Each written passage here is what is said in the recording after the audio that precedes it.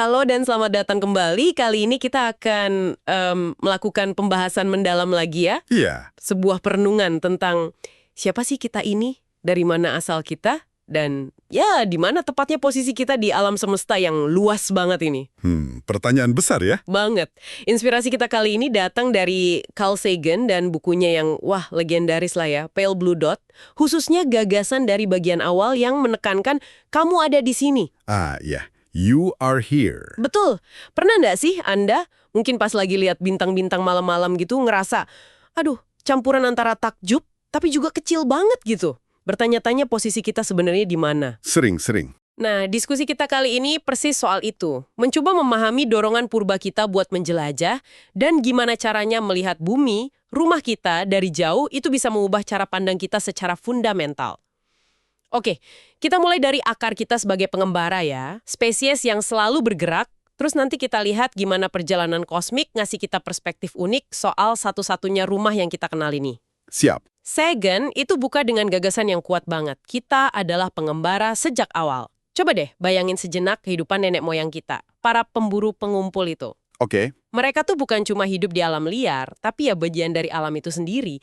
Pengetahuan mereka soal lingkungan itu, wah, intim banget. Tahu di mana pohon buah bakal matang, kapan hewan buruan migrasi, jalur mana yang aman. Iya. Menyatu dengan alam ya. Betul, hidup mereka tuh kayak tarian konstan sama alam. Dan yang penting nih, mereka nggak sendirian. Ada kutipan menarik dari Sagan, dia bilang, sedikit dari kita yang kerja sama bisa capai apa yang nggak bisa dicapai banyak dari kita kalau berburu sendirian. Kerjasama ya kuncinya. Kerjasama, berbagi ilmu, terus teknologi, meskipun ya mungkin cuma alat batu sederhana waktu itu jadi fondasi keberhasilan mereka. Selama hampir seluruh sejarah spesies kita, 99,9%-nya, gaya hidup nomaden ini ya normalnya gitu. Lama banget ya berarti. Iya, batasannya ya cuma bumi itu sendiri, lautan, langit di atas kepala. Perbatasan tuh ada di mana-mana, selalu ada cakrawala baru buat dijelajahin. Betul sekali. Dan perubahan besar ke kehidupan menetap itu dengan pertanian, terus domestikasi hewan, itu kan baru sekitar 10.000 tahun terakhir ya. Sebentar banget ya kalau dibandingin. Iya, dalam skala waktu evolusi kita, itu kayak kedipan mata aja. Nah, Sagan berpendapat, meskipun kehidupan menetap, itu bawa stabilitas, surplus materi. Tapi dia juga ninggalin semacam, kegelisahan gitu dalam diri kita. Kegelisahan. Semacam kerinduan bawah sadar akan ruang terbuka, akan perjalanan. Dia ngambarinya indah banget. Jalanan terbuka masih memanggil, tulisnya. Kayak lagu masa kecil yang hampir terlupakan. Wah, puitis ya. Banget. Ada kemungkinan kalau dorongan buat terus bergerak ini bukan cuma nostalgia, tapi punya akar evolusioner yang dalam. Mungkin ini, semacam mekanisme pertahanan yang ditanamkan seleksi alam. Maksudnya gimana tuh? Jadi gini, kelompok yang punya anggota yang gelisah, yang terdorong buat pindah sebelum bencana datang. Entah itu kekeringan panjang, perubahan iklim, wabah. Mereka punya peluang lebih baik buat bertahan hidup jangka panjang. Jadi yang nggak bertahan justru lebih mungkin selamat ya? Bisa jadi gitu. Ini ngingetin sama kutipan terkenal Herman Melville di Moby Dick. Saya tersiksa oleh gatal abadi untuk hal-hal yang jauh. Saya suka berlayar di lautan terlarang. Kayaknya rasa gatal buat menjelajah itu emang ada di DNA kita deh. Bener juga ya. Dan kalau kita lihat sejarah peradaban manusia, itu kan isinya eksplorasi melulu. Betul. Coba pikirin gimana peta dunia kita terus berkembang. Dari dunia kecil yang dikenal peradaban Mediterania kuno, pemahaman kita meluas ke Afrika, Asia yang lebih luas, terus lompatan besar pas penemuan dunia baru, itu kan drastis banget mengubah konsep kita soal planet ini. Iya, mengubah segalanya. Sejarah kita tuh penuh migrasi besar-besaran dari yang nyebrang jembatan darat zaman es, dari Siberia ke Alaska, pelayaran luar biasa penjelajah Austronesia sampai Madagaskar, armada raksasa dinasti Ming Tiongkok, terus era pelayaran Eropa yang memetain seluruh dunia, sampai ekspansi Amerika dan Rusia ke Pasifik. Semua itu polanya sama ya? Polanya sama, dorongan buat bergerak, buat tahu apa yang ada di balik cakrawala. Kayak kata Sagan, ini bukan punya satu bangsa atau budaya aja, tapi warisan bersama spesies manusia, kunci adaptasi dan kelangsungan hidup kita. Tapi, ada perbedaan penting nih yang perlu kita garis bawahi. Antara eksplorasi masa lalu sama eksplorasi ruang angkasa sekarang. Oke, apa tuh bedanya? Migrasi zaman dulu itu kan seringkali didorong kebutuhan mendesak ya. Lari dari perang, kelaparan, penindasan, perubahan lingkungan. Tujuannya cari tempat baru buat hidup, yang seringkali berarti ya ke tanah yang udah ada penghuninya, meskipun baru buat si pendatang. Iya juga ya. Para imigran, termasuk kakek nenek Sagan sendiri yang pindah ke Amerika, setidaknya seringkali punya harapan nemuin komunitas atau kerabat di tempat tujuan.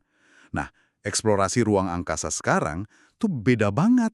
Bedanya gimana? Kita kirim perwakilan robotik canggih ke dunia asing yang sunyi sepi. Nggak ada kerabat nungguin, nggak ada manusia lain, dan sejauh ini, ya belum ada tanda kehidupan lain sama sekali. Komunikasi kita bukan percakapan, tapi aliran data digital dari mesin-mesin ini. Lebih kayak hidup mencari tanda-tanda kehidupan lain, pencarian yang lebih abstrak gitu. Jadi lebih sepi ya rasanya ya? Dan tantangannya juga unik.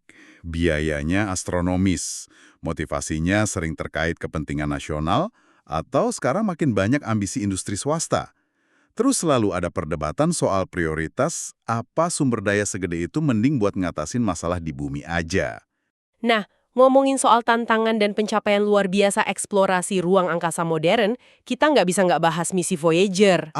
Voyager, legendaris. Diluncurkan tahun 1977, Voyager 1 dan 2 itu kayak duta kita ke tata surya bagian luar. Mata dan telinga kita yang menjelajahi 4 planet raksasa, Jupiter, Saturnus, Uranus, Neptunus, sama puluhan bulannya. Bener-bener mahakarya rekayasa ya. Sebuah triumf Amerika memang. Tapi fokus kita hari ini ke satu momen yang spesial banget dan reflektif di tahun 1990. Waktu itu, Voyager 1 yang udah jauh banget di ujung tata surya, diminta ngelakuin sesuatu yang nggak biasa. Balikin kameranya dan ambil potret keluarga planet-planet kita, termasuk bumi. Ya, ide potret keluarga tata surya itu Ternyata idenya nggak langsung diterima gitu aja ya. Ada sedikit drama di baliknya. memang benar. Gagasan ini awalnya dapat resistensi dari sebagian tim proyek Voyager. Argumen utamanya, ya ini bukan sains.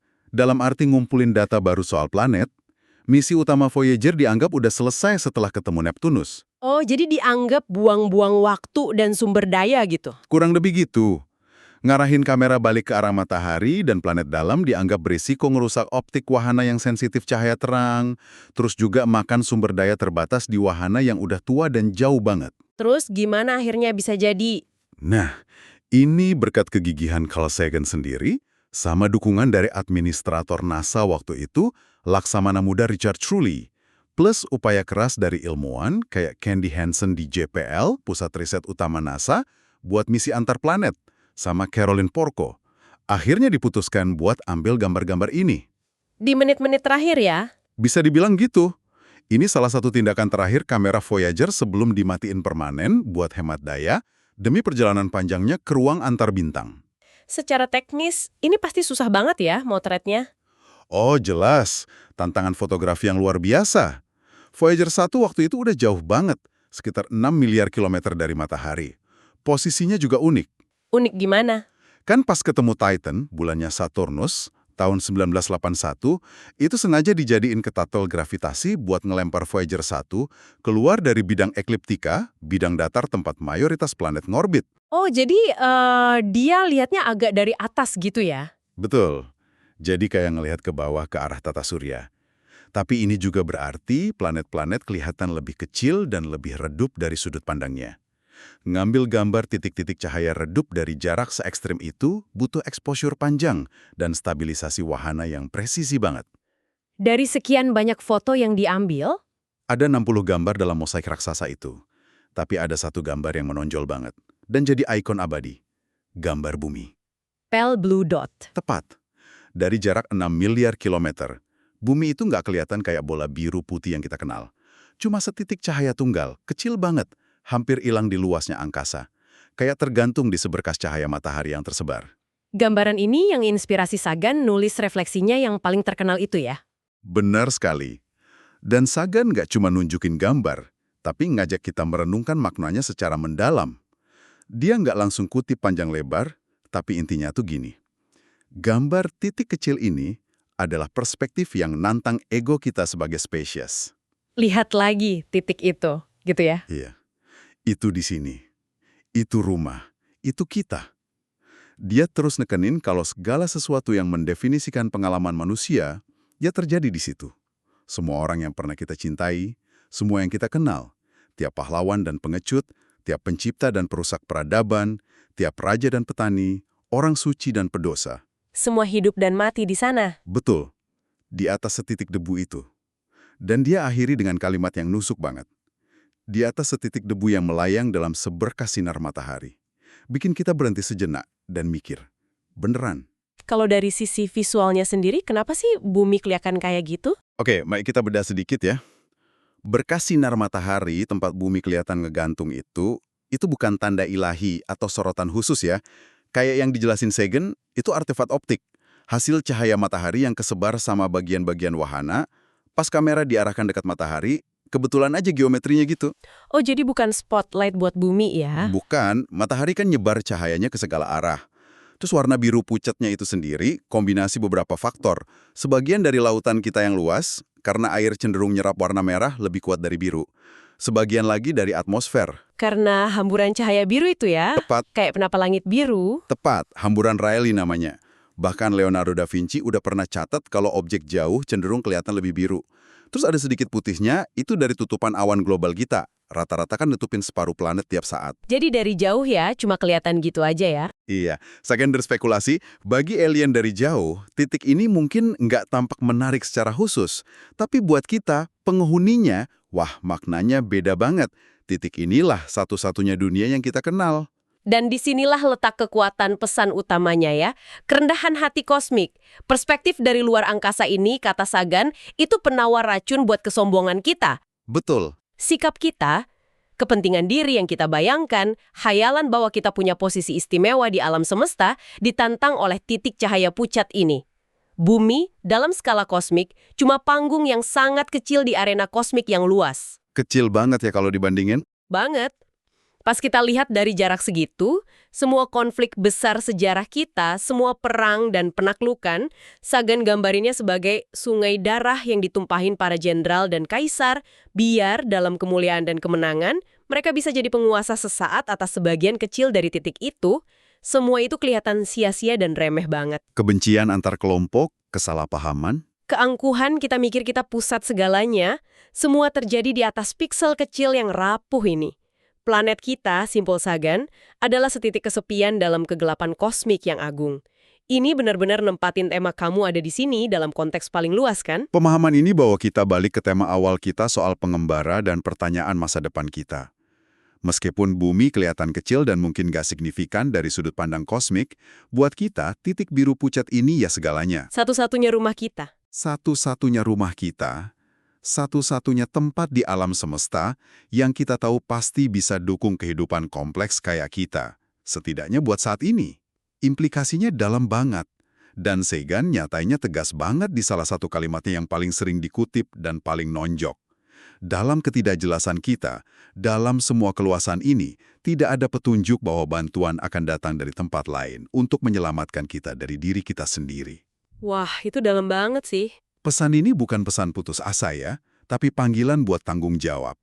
Perspektif kosmik ini justru nekenin betapa pentingnya kita jaga dunia ini, satu-satunya tempat tinggal kita. Ini argumen kuat buat kelola sumber daya kita lebih bijak, buat bersikap lebih baik satu sama lain. Karena pada akhirnya, kita semua berbagi nasib di atas titik kecil ini. Jadi dorongan buat menjelajah mungkin bakal bawa kita ke dunia lain suatu saat nanti. Mungkin, tapi pelajaran paling fundamental dari perjalanan kita sejauh ini adalah pemahaman betapa berharga dan rapuhnya rumah kita saat ini. Disinilah kita berada, dan disinilah tanggung jawab kita terletak. Oke, jadi mari kita tarik benang merahnya ya, dari pembahasan mendalam kita kali ini, yang terinspirasi dari pemikiran Carl Sagan. Pertama, kita udah lihat kalau jauh di dalam diri kita ada naluri purba sebagai penjelajah, pengembara. Dorongan ini bukan cuma keinginan, tapi mungkin bagian dari warisan evolusi yang bantu spesies kita bertahan dan nyebar ke seluruh planet. Betul. Kedua, perjalanan kita melampaui bumi, khususnya lewat mata robotik kayak Voyager, itu ngasih kita hadiah tak ternilai. Perspektif. Kemampuan lihat rumah kita dari jauh sebagai titik biru pucat yang terisolasi di lautan kosmik yang gelap dan luas. Perspektif yang mengubah segalanya. Ketiga, dan ini mungkin yang paling penting, perspektif Pale Blue Dot ini adalah pelajaran kerendahan hati yang mendalam. Dia nantang keras anggapan kita soal keistimewaan kita di alam semesta dan harusnya maksa kita lihat konflik, perpecahan, keangkuhan kita dalam cahaya yang sama sekali beda. Menyadari bahwa kamu ada di sini, di titik yang rapuh ini, itu bawa serta tanggung jawab besar. Tanggung jawab bersama ya. Tepat. Sebagai penutup nih, saya mau ninggalin Anda dengan satu pertanyaan buat direnungkan, yang muncul langsung dari materi yang kita bahas. Setelah kita benar-benar nyerap gambaran bumi sebagai titik kecil yang rapuh dari kejauhan kosmik, apakah ini justru ngurangin makna keberadaan kita? Pertanyaan menarik. Atau sebaliknya, apakah perspektif ini justru makin nekenin betapa luar biasa berharganya satu-satunya dunia yang kita kenal ini, dan betapa nggak terelaknya tanggung jawab kita buat menjaganya dan menjaga satu sama lain di atas panggung kecil ini? Sesuatu untuk dipikirkan ya. Betul. Terima kasih sudah bergabung dalam pembahasan mendalam kita kali ini. Sampai jumpa di kesempatan berikutnya.